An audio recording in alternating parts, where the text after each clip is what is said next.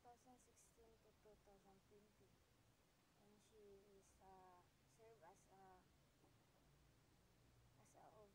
the third district of Camarines Sur from 2013 to 2016.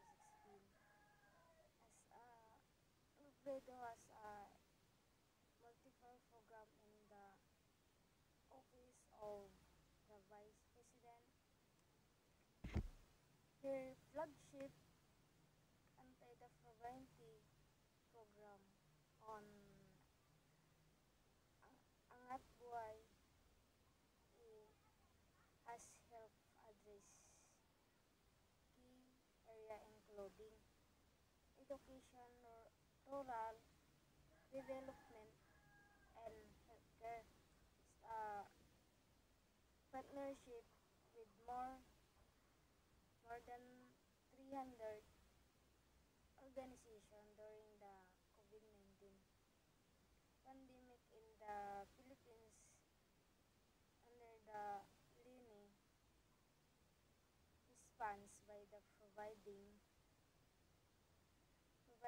free shuttle service of frontliner service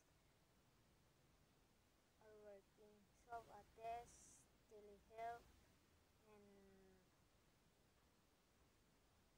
and rest of funds the country. Robredo is awarded by the government and of Thailand in 2016 from the work of advocacy and Homan. Empower in the gender equality under her under her leadership in the